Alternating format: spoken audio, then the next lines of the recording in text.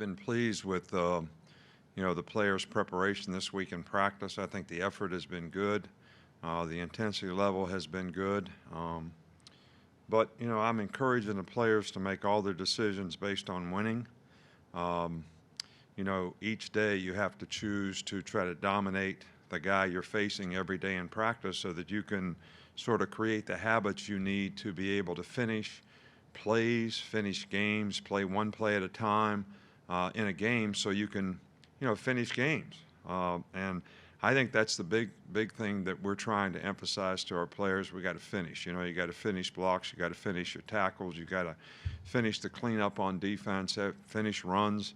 I mean, that's the big thing. We haven't played a game for a long time, so we got to get out of practice mode and make sure we're practicing to develop the habits that are going to become a part of our DNA as competitors in terms of how we play in the game. So that's probably the most important thing. As I mentioned, we're really looking forward to this game. Good Missouri team, playing in a unfamiliar place really to us. But the field will be 100 yards deep and 53 yards wide. So we got to go there and compete and stay focused on what we got to do and keep out all the distractions and try to focus on what we need to do to play and execute and do the things we need to do to be successful in the game. Okay, we will open with Mike Rodak. Nick, just how much of a challenge will it be to have your mask on at all times on the sidelines, but also be able to speak into your headset and have players hear you? Well, I think, this is the kind of, mask that I wear, and it is a little bit difficult, to speak, with this kind of mask. I may do a little research in the next couple of days and see if there, is something better to do. I think, especially when you're, talking to somebody from a distance, it's kind of natural to want to pull it down, and so you can, not yell at them, but yell to them, whatever it is the point you're trying to make. So I think it will be a challenge, but I also think it's important, for everybody to respect what we're trying to do so that we can play safely. We'll go to Charlie Potter. Hey, Coach, just want to ask you about the punters. You said there's a healthy competition there. Just how have you seen that progress, and do you expect to maybe see multiple guys kick on Saturday? No, because we're not going to take multiple guys on the trip. We can't, take extra specialists. We're going to evaluate how everybody did, over the course of this week. I think we have 3 guys that are very competitive at that position, and we'll probably make the decision tomorrow. But we're not going to take multiple punters, and we can't afford to do that on the road. We need to take as many healthy players as we can that can have a role and contribute in some way, to the team and to the depth of the team. Okay, go to James Ogletree. Hey, Coach, you've talked often about how the biggest key for Mac is playing the next play and moving on and not being too emotional, and about the progress that he's made in his ability to do that. I'm curious if there was a specific turning point where you really saw him start to grasp that at whatever point in his career. Well, I think last year when he played, for the most part, he did a good job of, staying within himself and doing that. I think sometimes in practice, especially when things don't go exactly like we have them drawn up, he can, sort of overanalyze things a little bit in terms of maybe why it didn't work rather than just focusing on the next play. But basically in the last scrimmage, I thought he played really, really well. I saw, really good signs of, what he needs to be as a leader and to be the quarterback to play winning football, and I was very encouraged by that. We'll go to Michael Casagrande next. Yeah, Nick, just wondering, what was the biggest question mark you hope to answer with the game Saturday at Missouri?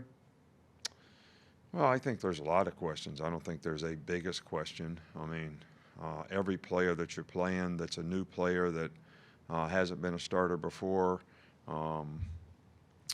is obviously how they're going to respond when they get in a game environment, especially young players who haven't been in a situation like that before.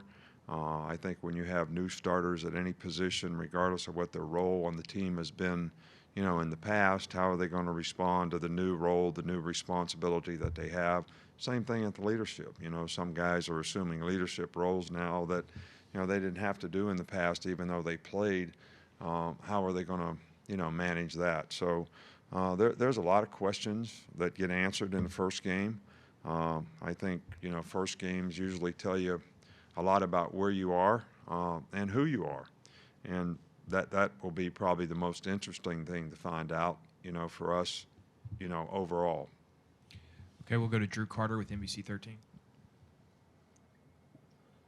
Hey, Coach. Earlier this week, we saw Mac Jones pretty much name every starter on the Missouri defense with their number and a little scouting report on them, too. What do you think that says about his preparation for this game specifically and as a whole? Well, I think that's really what you'd like for players to do in terms of their preparation. You got to know yourself, obviously, but you also have to know your opponent. And they have a very good defensive team. I think our players respect that. And they've got a lot of starters back from a year ago. So that's a good thing that we're well prepared. We understand exactly who's going to be where. I think that's important for the quarterback. It's important for the offensive line, especially when it comes to pass protection and point outs. And the running back has to know the same thing. So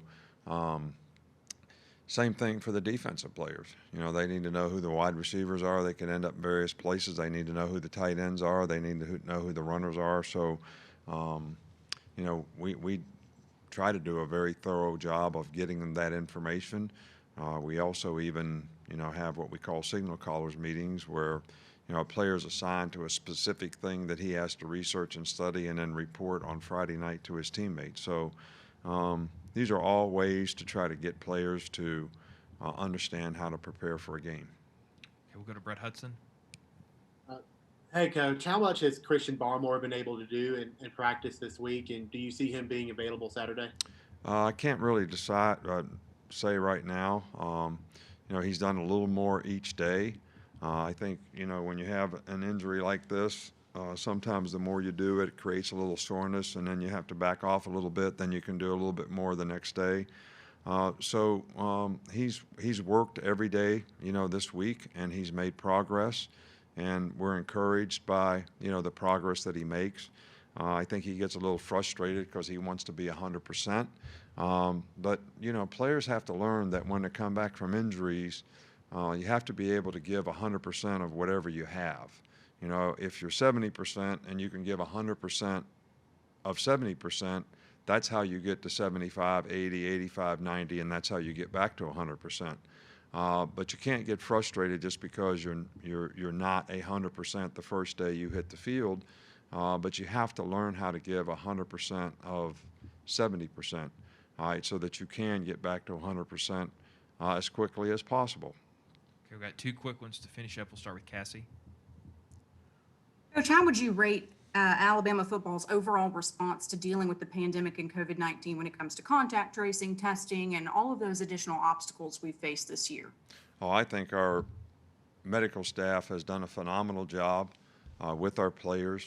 We've probably done more testing here than anybody in the country. I think, we may still be one of the few schools that are testing every day. And it's all for player safety. And the players have done a good job of managing their personal bubble, whether it's in meetings, wearing a mask, keeping seats between guys so we're not close together. We even changed some of the meeting rooms around here. We did Syntex, which is a air, whatever, purifier, whatever that's supposed to kill germs, in all the meeting rooms. And I think we've done a phenomenal job. I think the job that you do in this is not relative to how many guys have positive tests, because I think, something as contagious as this is very hard to control.